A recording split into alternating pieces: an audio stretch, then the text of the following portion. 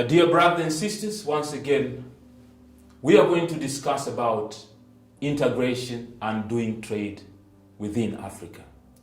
For many, many years, Africa, we have not mastered the art of doing business. Hatujaweza kufanya biashara ndani kwa ndani. We have been doing business in a very, very local way. We are only selling raw materials to the west and to the east, but we are not trading among ourselves. So integration is very, very important to leverage the market within and to make it happen. We want also to become the producer continent. By integrating and coming together in unity, we can make it possible. Remember the words of Mwalimu Julius Kambarage Nyerere. He once said, unity or integration will not make us rich, but integration and unity will make it difficult for Africans and Africa to be disregarded and humiliated.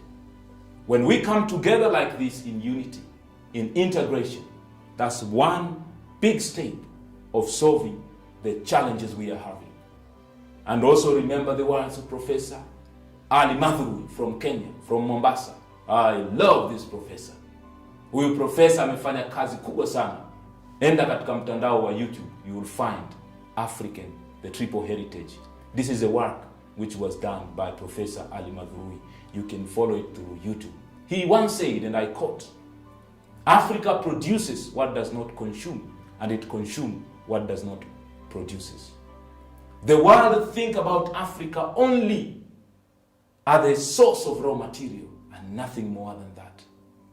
The world consider Africa as an important part only if they look at us. They look at us as a market for their finished goods, for their finished products. We are buying more the manufactured goods from outside than from within. So people are taking advantage of 1.4 billion people market. And yet as Africans, we are not maximizing our number. We are not maximizing the inter-countries business within Africa. So the integration will help us to make it. When we go back in 1960s, we were doing very well in 1960s. Even the rate of doing business and development and agriculture and many factors, we were doing very, very fine. The industrialization in 1960s was amazing. And we had the best leaders at that time. Kwame Nkrumah, Julius Nyerere, those of Mandela, Samora Machel, just to mention a few.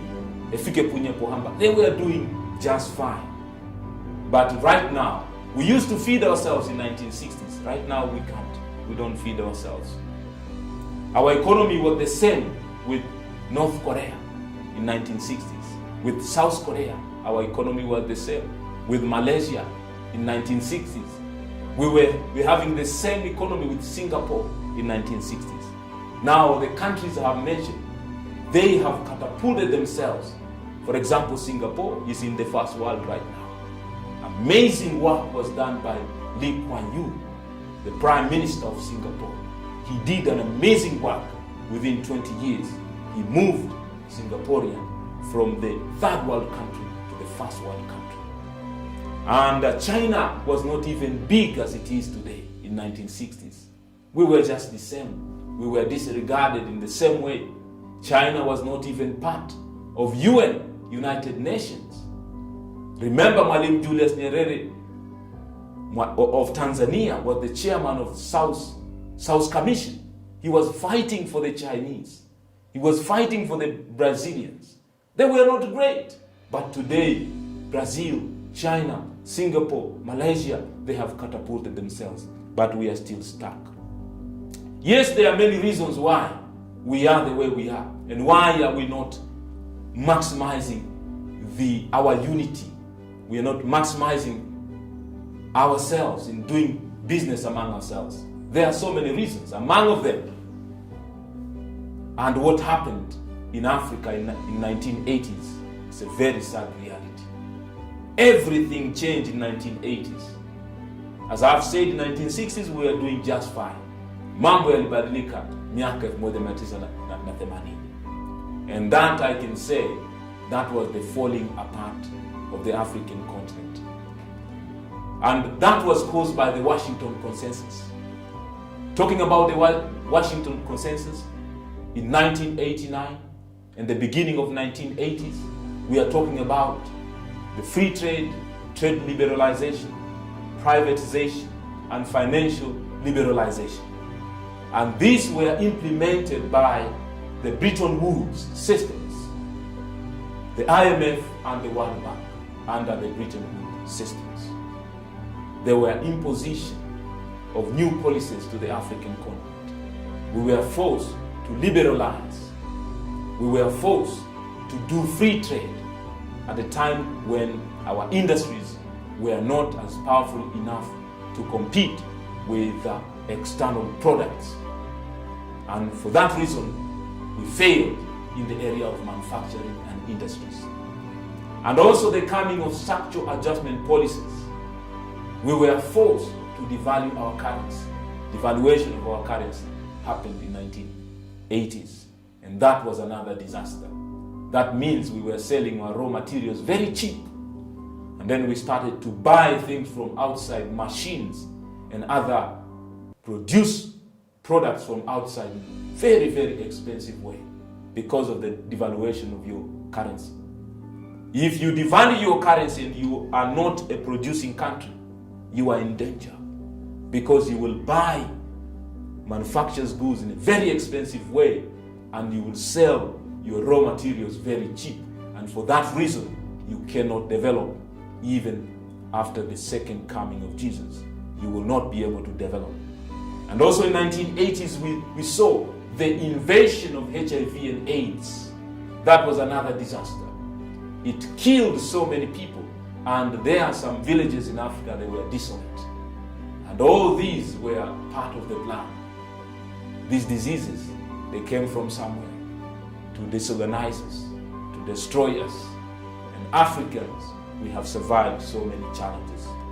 And that time, during 1980s, the good professors who were teaching history at the university, they were no longer wanted to do structural adjustment policies, because there are some courses at the university were eliminated, like history, radical history of Africa was not there.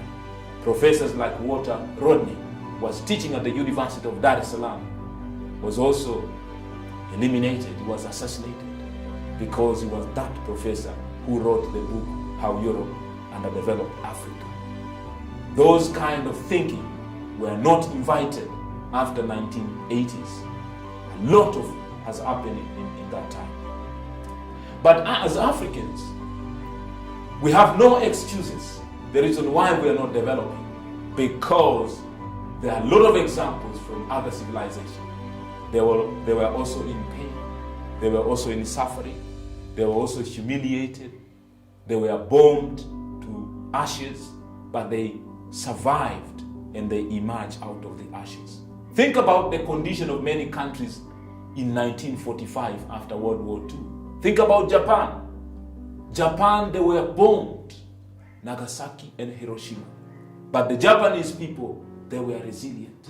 They showed their resilience despite the fact that they were at the level of ashes. They collected their spirit. And right now, we talk about Japan, we are talking about a producing country. So rich, so powerful. Think about Cambodia. Think about Germany, was bombed to ashes in 1945. Think about Vietnam. They were also very poor in 1945. Think about China and India. But after 20 years, see where China is, Germany is, see where Japan is. So we cannot continue to lament and complain. What was so special about colonialism that we are not developing till today? What was so special about the suffering in Africa that we are still underdeveloped till today? Let us learn from what our colleagues, the Japanese, the Vietnamese, the Cambodians, the Vietnam, the Indians, what they have done to get themselves where they are today. All these countries I have mentioned, they are now giving us donations. They are now giving us aids. So in order for us to break this chain, we must become the manufacturers. We must integrate and start doing trade with ourselves. No one is going to teach us trade. No one is going to give us technology. We must prepare ourselves to lead. I remember the words of Ali Mufuruki. I was reading his book one day. He has written a book called Tanzania Industrialization Journey. And also he has multiple speeches on YouTube. You can follow Ali Mufuruki. He's the think tank, but he has gone, he's no longer with us. And one of the famous speeches he gave, Africa is not rising. You can follow it on Teddy Talks. He said that. In his book, he said, what was so special about Africa's colonial experience? What was so special about it? Because we are not the only race which have suffered in the world. Other races have suffered as well. As I've shown to you, the Japanese suffered, but still they were able to mobilize themselves and to develop. Africa is rich, but we are still poor. The entire economy of the United States of America is 23 trillion US dollars. But combine all the African countries together, all our GDP together, our economy is $3.1 trillion. It's like 7 times smaller than the entire GDP of the United States of America. Yet we are the biggest in terms of the land size. Yet we have the huge population. Yet we have the youngest population. We have almost everything. So let us leverage technology, our number. Let us integrate and do trade to take Africa to the next level. So for this reason, therefore, poverty is the state of the mind. As Professor PLO LUMUMBA said, third world is the state of the mind. Until we change our attitude as Africans, if there is fourth world, we will be in it. If there is a fifth world, we will be in it. If there is a seventh world, we will be in it. Because third world is the state of the mind. Poverty is the state of the mind. We are now depending the generosity of the Europeans, of the Americans, of the Arabs, of the Chinese. We have become beggars. Our leaders have become beggars. They go to beg outside while they have a lot of wealth lying beneath the ground. So we can start to develop the moment we choose to integrate and to do business among ourselves. Let us consume what we produce, and let us produce what we can consume. It is not right to depend almost everything from outside. Look at the situation in Africa keenly. What do we have and we are proud of it? Even the internet we are using, someone can choose to switch it off. And all of a sudden we go back to old dark ages. Think about right now in Africa, if you want to send money from one country to another country, you will need to have a SWIFT code. Who is operating the SWIFT code? Think about it. The satellites. The Indians have started to move in the right direction. Sasa hivi Wahindi wametuma, they have sent their satellite to the moon, to the rightful place to the moon, and they have broken a history because they have sent their satellite to one of the most important parts of the moon, and they are now a proud nation. The Indians, our fellows, we live with them in our communities, but look at their spirit of doing business. We can learn something from them. Their industriousness, their spirit of working hard and doing business. We can leverage on these examples. And Africans, in order for us to move forward and integrate and do business, we must learn to take technology by force. No one is going to give us true technology. We must take it by force. When the Japanese, after 1945, they realized they needed something to develop, they needed technology, then they started to send their smart young men and women to the West to steal technology, to take technology by force. The Chinese also did the same. They sent their best men and women to different parts of the world to take technology by force. What are we waiting as Africans? We must prepare ourselves to go outside and to take technology by force, because we need it in doing business, in transforming our agriculture sector, our mining sector, our health sector. We need it in almost every sector of our economy. The Chinese did it, the Japanese did it, the Singaporean did it, the Indians are doing it, the Arabs are doing it right now. People are not complete without you visiting Dubai. They want to go there and see what is happening, enjoying themselves. People go for vacation to Dubai. Why? Because these Arabs, they have realized, they have mastered the art of surviving in 21st century. What are we waiting to take ourselves to that direction? The Jews have done it. The Jews, they were in every part of the world. They get themselves exposed. They took technology by force. And when it was the right time for them to go back home in 1948, they built a miraculous nation in the wilderness. What are we waiting for? As we are talking about integration and doing trade in Africa, let us think of following the ways of these great nations. The United States of America, they have what we call the Silicon Valley in California. They are bringing all the intelligent people, business people, people in high tech. They are bringing them together and they give them technology and capital to make use of their ideas. And also the Israelites, they also have the same system in Tel Aviv. They have what we call the Silicon Word. The same concept. They are bringing the young people, they are brilliant young men and women into that space. And then out of that space, we have seen a lot of invention. For example, in the United States of America, we talk about Facebook, we talk about Instagram, we talk about all the greatest inventions were invented there. We can also do the same in Africa. We have smart mind. Our people are all over the world. In Nigeria, in South Africa, in Kenya, in Tanzania. Let's bring our finest young men and women together. Mafundi simu, mafundi computer, these technicians, computer repairs, mechanics, welding, all these expertise, let's bring them together and give them technology, give them capital, create an environment. Very soon we'll be having our own cars, our own mobile phones. Very soon we will have our own satellite. Let us learn to do business. Let us look within before looking outside. The solutions lies within. No one is going to come to liberate Africa.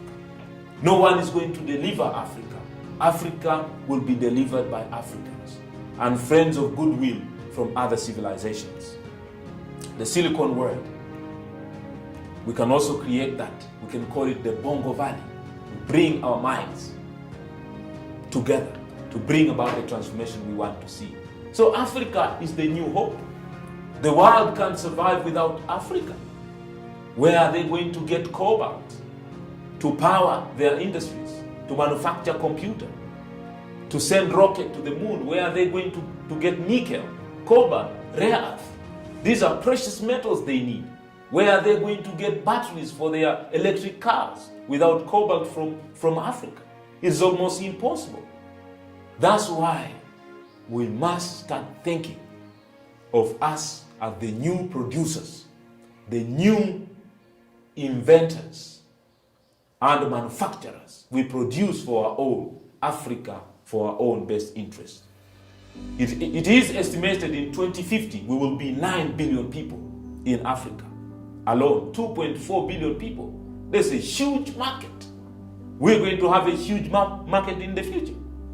Where will food come from? Food will come from Africa. Right now we are 8.9. We are 8 billion people in the world.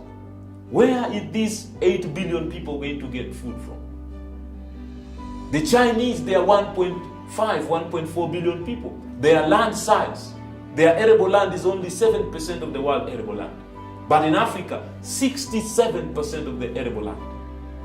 People are going to depend on Africa for food, while the entire world is contaminated. China has only 7%, but they are feeding themselves. We need to be very smart. Think about this. We can leverage these bodies. We have AU, but also it is very sad reality. Who is funding AU? The budget of AU, who is funding it?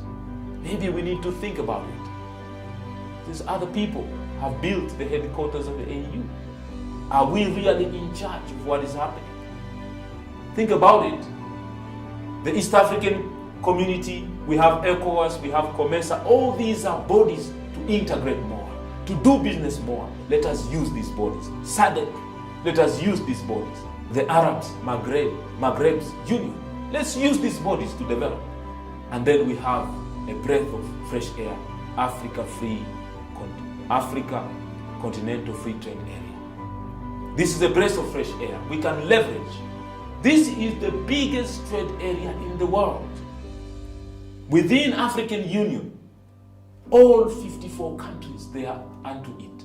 So we can continue to perfect it day in and day out, so that we can reach the level where there is a free movement of people, free movement of goods, without visa, without papers, without bureaucratic process at the border.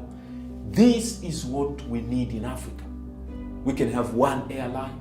We can have one SIM card. You just call anywhere you go. You have currency that works in all 54 states. We can integrate more in the future.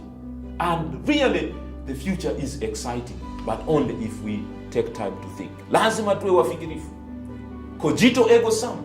I think, therefore I am. Kama alivyosema Rene Descartes. We must be into the arena to win. And right now, young people in Africa, this is your high time. The average age of our president, 64, 65, we have enough old people. You are the next leaders in Africa to take Africa to the next level. The United States of America, they had Barack Obama, 42 years of age, Clinton, 46, Jeff Kennedy was 43, the youngest people leading the country. We can also start having young people taking the lead to integrate us more, to do business more, to have this fresh thinking, fresh mindset, to bring about the transformation we want to see. I'm not despising the contribution of old men and women. They will continue to serve as mentors and share their valuable experience with us, because we are not going to develop without the combination of the two, the old generation and the younger generation. So we need to develop. We need also to exercise the spirit of megalomania, the unnatural strong wish of power. We need to get rid of this, and also to exercise the spirit of kleptomania, a very strong and controllable wish to steal. When we deal with corruption, megalomania and kleptomania, then we'll be able to integrate more, do business more, and take Africa to the next level. It takes leadership, therefore. What is leadership? The capacity to influence people, to do something which is beneficial to them. And one of the reasons why Africa is not in a place where it's supposed to be is because of the challenge of leadership. We have a leadership vacuum in Africa. We do not have enough servant and transformational leaders to take us to where we desire. We have not fully utilized the ideas of Agenda 2063, the Africa we want, which was put forward by our great ancestors, Kwame Nkrumah, Julius Nyerere, and other powerful leaders in Addis Ababa in 1963. So let us remember the 7 aspirations of the Agenda 2063. Integration, peace and security, free trade, technology, leveraging technology and innovation, leveraging on our culture, heritage, and our diversity. And through that, Africa will be respected. And together, we will accomplish more. Till next time then, stay in touch. next episode.